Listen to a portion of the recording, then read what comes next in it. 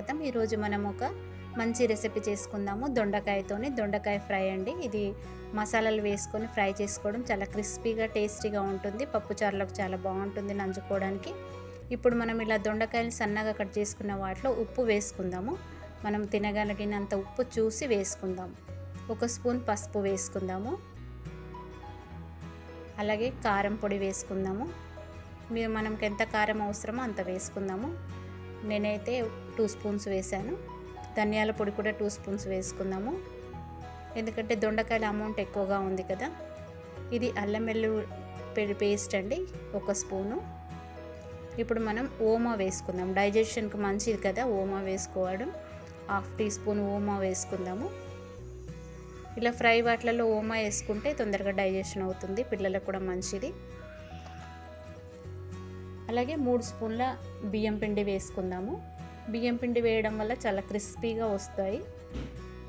అలాగే శనగపిండి అండి, 5 స్పూన్స్ వేసుకుందాము. ఇది జల్లించిన శనగపిండి అండి.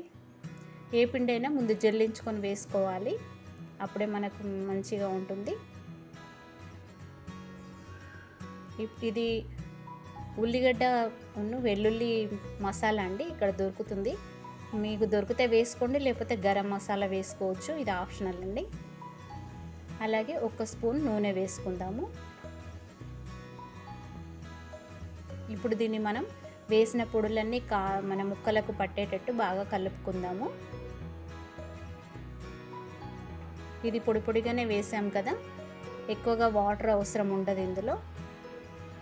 బజ్జీల పిండిలా కలుపుకోకూడదండి, ముక్కలకు పట్టేటట్టు కలుపుకోవాలి.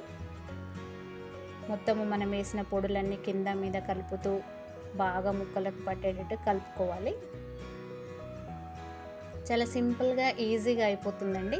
చాలా టేస్టీ కూడా ఉంటుంది, పిల్లలు చాలా ఇష్టంగా తింటారు. ఇలా పైకి కిందికి కలుపుతూ మనము ఆ పొడి అంతా దానికి పట్టేటట్టు కలుపుకోవాలి. ఇప్పుడు మనం ఒక 3 స్పూన్ల నీళ్లు వేద్దాము, ఎందుకంటే మరీ పొడిగా ఉంది కదా. ఒక 3 స్పూన్ సరిపోతుంది. వేసి ఇస్తే వెంటనే ముక్కలకంతా మసాలా పట్టేస్తుంది. చూసారా ఎంత మిక్సింగ్ అయిపోయిందో. అది ఎక్కువ వాటర్ వేయకూడదండి, ఒక 3 స్పూన్స్ సరిపోతాయి.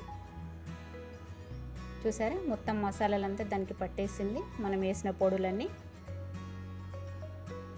ఇలా మొత్తం దానికి పట్టేటట్టు కింద అంతా మసాలా కూర్చుండిపోతుంది కదా, అదంతా తీసి వాటికి రాసేసి బాగా మనము ప్రతి ముక్కకి పట్టేటట్టు కలుపుకుందాం. ఇది చాలా టేస్టీగా ఉంటుందండి, ట్రై చేసి చూడండి. పిల్లలు చాలా ఇష్టంగా తింటారు. సాయంత్రం పూట ఈవినింగ్ స్నాక్స్గా చేసి పెట్టడానికి బాగుంటుంది. వెజిటేబుల్స్ తినని వాళ్ళు ఇలా చేసి పెట్టవచ్చు. ఇప్పుడు దీన్ని మనం మూత పెట్టేసుకొని నూనె కాగే వరకు పక్కన పెట్టేసుకుందాం. మనం డీప్ ఫ్రైకి ఆయిల్ పెట్టేసుకునే వరకు అది మూత పెట్టేద్దాము. ఇలా డీప్ ఫ్రైకి ఆయిల్ పెట్టుకుందాము. నూనె బాగా కాగాలి, అప్పుడు హైలో పెట్టుకొని కాగపెట్టుకుందాము. కాగాక మీడియంలో పెట్టేద్దాం. ఇప్పుడు మనం కలిపి పెట్టుకున్న దొండకాయల్ని ఇలా విడివిడిగా వేస్తూ పకోడీలలాగా వేయాలండి. నూనెలో మరి పూర్తిగా అంతా ఒకటేసారి వేయకుండా కొద్ది కొద్దిగా సరిపడంత వేస్తూ ఫ్రై చేసుకోవాలి. క్రిస్పీగా మీడియంలో పెట్టేసుకోవాలండి స్టవ్. ఇవి తొందరగానే కాలిపోతాయండి, ఎక్కువ టైం తీసుకోదు. నూనె ఒకసారి బాగా కాలిన తర్వాత మీడియంలో పెట్టేసుకొని మనము పేపర్ నాప్కిన్ వేసుకున్న ప్లేట్లోకి తీసుకోవాలి. ఆయిల్ ఏమన్నా ఉంటే అబ్జర్వ్ చేసేసుకుంటుంది. ఇది ఎక్కువ ఆయిల్ పీల్చదండి, చాలా బాగుంటుంది. ఎందుకంటే మనం సోడా అవి ఏమీ వేయలేదు కదా కాబట్టి హెల్తీగా ఉంటుంది ఇది కూడా. ఇవి తొందరగానే కాలిపోతాయండి, వేగిపోతాయి. మనం సన్నగా కట్ చేసుకున్నాం కదా దొండకాయ ముక్కల్ని. చూసారా కలర్ చేంజ్ అయింది. సేమ్ పకోడీలలానే ఉంటాయండి.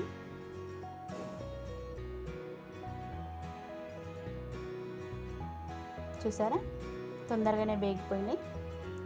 క్రిస్పీగా మెత్తగా ఉండకుండా క్రిస్పీగా ఉన్నప్పుడు తీసుకోవాలండి.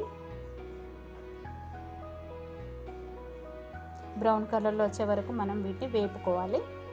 చూసారా కలర్ వచ్చేసింది. దొండకాయ కూడా క్రిస్పీగా మారింది. మెత్తగా లేకుండా మనం చూసి తీసుకోవాలి వీటిని. పేపర్ నాప్కిన్ పరుచుకున్న ప్లేట్లో మనం వీటిని తీసేసుకుందాం. చాలా సింపుల్గా ఈజీగా అప్పటికప్పుడు చేసుకునే ఐటెం అండి ఇది. దొండకాయతో కూడా ఇలా చేసుకొని తినొచ్చు, చాలా టేస్టీగా ఉంటుంది. ఇప్పుడు మనం ప్లేట్లోకి తీసుకుందాం. చూసారా, వేగిపోయింది, చాలా చక్కగా క్రిస్పీగా కరకరలాడుతూ కనపడుతుంది కదా. నూనె అంతా ఏమి ఎక్కువగా లాగేయదండి వీటికి నూనె. మనం బియ్యం పిండి వేసాం కాబట్టి క్రిస్పీగా ఉంటుంది. సేమ్ ఇదే మళ్ళీ ఇలాగే మనం మొత్తం దొండకాయలన్నిటినీ ఫ్రై చేసేసుకుందాం. సేమ్ రిపీట్ అలాగే అండి.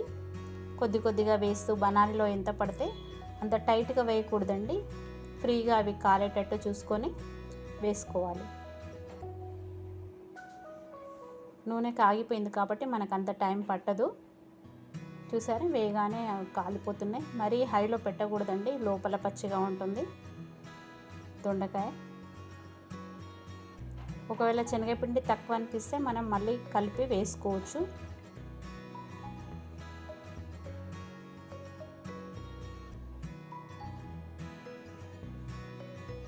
చాలా టేస్టీగా ఉంటుందండి, పిల్లలు ఇష్టంగా తింటారు.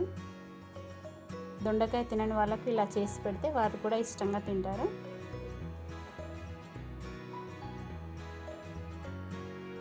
చూసారా, అన్నీ ఇలాగే మనం ఫ్రై చేసుకోవాలి మొత్తం దొండకాయ అంతా.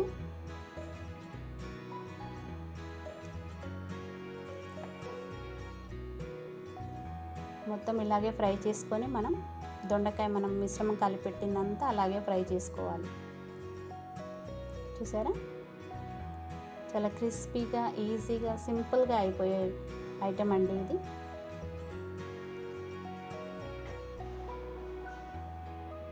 ఇప్పుడు మనం మొత్తం లాస్ట్ది కూడా మనం వేపేసుకుందాము. అయిపోయిందండి, మొత్తం ఫ్రై అయిపోయింది. ఇప్పుడు మనం ఒక కరివేపాకుది రెమ్మ ఉంటుంది కదా, అది తీసుకొని, ఇది చాలా టేస్టీగా ఉంటుంది అందులో కలుపుకొని తింటే. ఈ కరివేపాకు రెమ్మని ఫ్రై చేసి దాని మీద వేసుకొని మనం కలుపుకొని తింటే చాలా బాగుంటుంది. స్టవ్ బంద్ చేసేయాలండి. చాలా వేడిగా ఉన్నప్పుడు వేసేస్తే అది అయిపోతుంది. చూసారా, వేగిపోయింది కరివేపాకు. దొండకాయలలో వేసుకొని కలుపుకొని తింటే చాలా బాగుంటుంది. చాలా సింపుల్గా ఈజీగా అయిపోయే ఐటమ్ అండి. మీరు కూడా తప్పక ట్రై చేయండి. మీ వంటకం నచ్చితే లైక్ చేయండి, షేర్ చేయండి, సబ్స్క్రైబ్ చేయండి. Thank you for watching.